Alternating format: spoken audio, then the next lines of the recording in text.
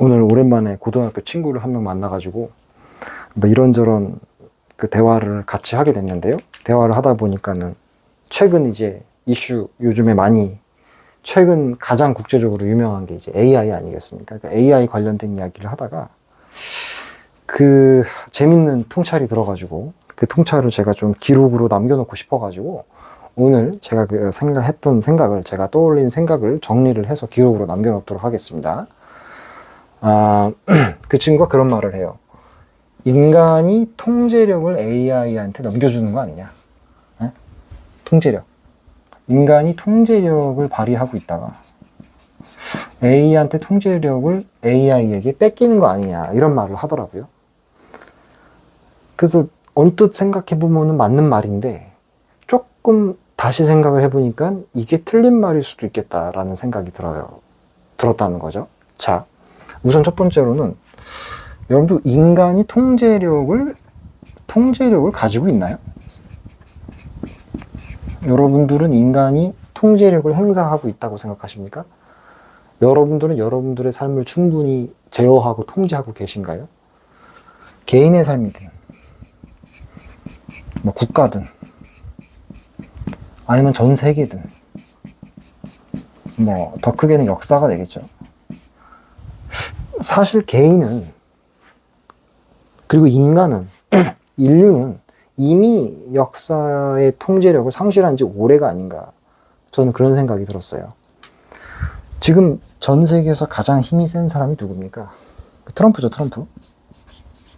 근데 트럼프 대통령이 관세 정책을 지금 하고 있는데 이 관세를 물리게 되면 관세가 전가가 된단 말이에요, 이게. 전가가 돼가지고 결국에는 어떻게 돼요? 상품의 가격이 올라가요. 물가가 올라가가지고 결국 자국민이 피해를 입거든요. 그러니까는 전 세계에서 가장 힘이 강한 사람조차도 자기 마음대로 할 수 있는 게 그렇게 많지 않다는 거죠.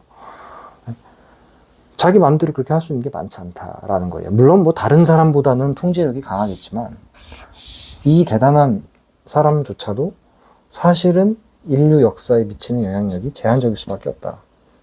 그리고 여러분도 잘 아시다시피 빌 게이츠가 뭐라고 이야기를 했느냐. 과거 컴퓨터 초창기 개발 시절에 개인의 PC 컴퓨터의 데이터 용량은 8MB면 충분할 거다 라는 이야기를 했어요. 근데 지금 이거 생각해보면 택도 없는 얘기죠. 8메가가 아니라 8기가가 아니라 8테라도 부족하죠, 지금. 지금 8테라바이트도 부족하단 말이에요. 그죠? 그러면 세상에 이렇게 똑똑한 사람도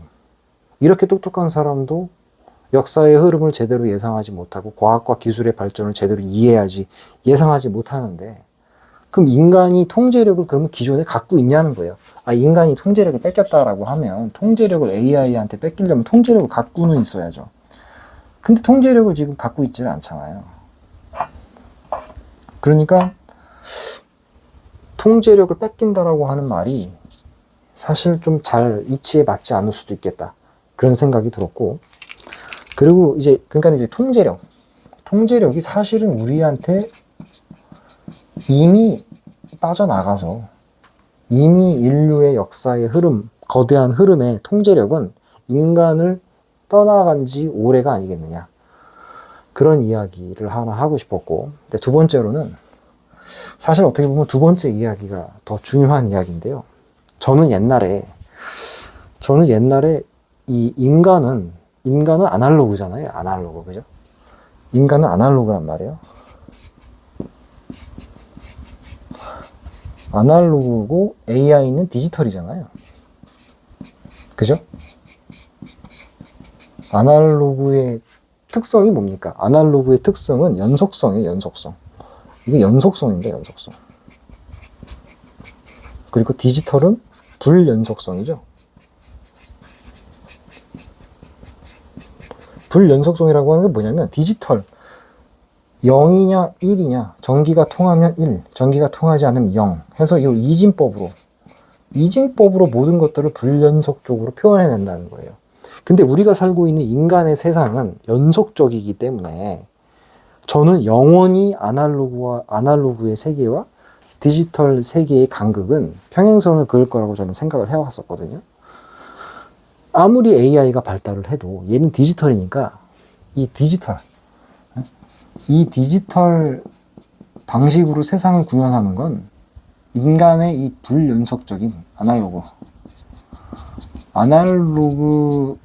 연속적인 아날로그 세상을 구현할 수 없을 거라고 저는 생각을 했어요. 그런데 요즘에 요 생각이 조금 최근에 많이 바뀌었어요. 왜냐면 자, 여러분들 아날로그라고 하는 게 뭐예요? 연속적인 거잖아요. 연속적인 거. 디지털은 딱딱 0 아니면 1 떨어지는 거. 불연속적인 거죠. 그런데 이 연속적인 인간의 세상을 과학의 발달과 인간의 어떤 인식의 발달로 인해 가지고 더 쪼개고 미립자까지 쪼개고 더 쪼갤 수 없는 상태까지 가다 보니까 그게 이제 양자역학이라고 하는 것이 나오잖아요. 양자역학에서의 가장 큰 특징이 뭐냐면 이 불확실성 상태에 있었던 파동이 인간의 관찰이라고 하는 행위를 통해서 확실성으로 드러난다는 거예요. 불확실성, 어떤 이 파동 상태에서 관찰을 통해서 확실한 입자 상태를 드러난다는 거죠. 이게 양자역학의 핵심이란 말이에요. 그러면 인간은 아날로그는 연속적인 세상이었는데 그 연속적인 세상을 미시세계까지 쪼개다 보니까 인간이 어디에 이르게 됐어요? 관찰을 하면서 관찰과 동시에 관찰 이전의 파동 상태가 관찰과 동시에 입자로 붕괴되는 상태, 불확실성이 확실성으로 결정되는 순간을 맞이하게 됐다, 목도하게 됐다는 거죠. 이거는 뭐냐? 불연속적인 세상인 거죠. 파동과 입자의 불연속성이 여기서 구현이 되는 거죠. 그러면 아까 제가 뭐라 그랬죠? 디지털은 이진법의 세상이라고 했죠. 디지털 0 아니면 1이죠. 전기가 통했을 때 1, 전기가 통하지 않았을 때 0.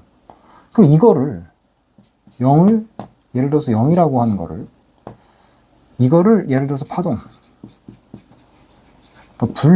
그러니까 이제 그 불확실성이라고 보고 1이라고 하는 것을 입자 확실성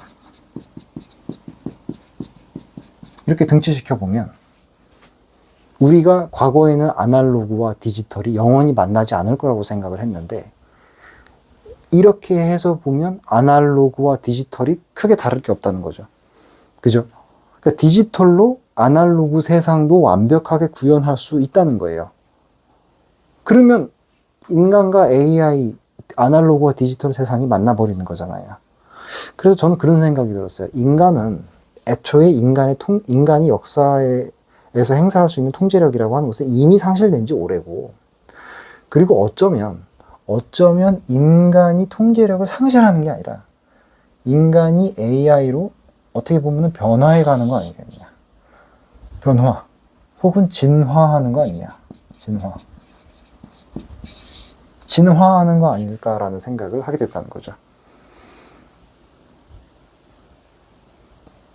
인간이 생각하는 아날로그 세상과 이 0과 1로 만들어 놓은 디지털 세상이 영원히 다른 줄 알았지만 사실은 아주 그 미립자의 세상, 양자적 상태의 관찰을 통해서 파동이 입자로 드러나는 순간을 우리가 직면하게 되었고 그것을 직면하는 순간 디지털 세상과 아날로그 세상이 만나는 접점을 우리는 목도하게 되었다라는 겁니다. 아무튼 그래서 인간의 어떤 그 인간이 만들어 놓은 문명이라고 하는 것과 이 AI가 앞으로 만들어 나가게 될 그 세상이라고 하는 것이 어쩌면 다른 세상이 아닐 수도 있겠다. 어쩌면 긴 역사의 흐름에서 보면 하나의 변화 과정, 마치 인간이 과거 사피엔스 그리고 유인원 세상에서 이렇게 진화해 왔던 것처럼 어쩌면 이것 또한 하나의 과정에 불과한 걸 수도 있겠다. 저는 그렇게 생각을 했습니다.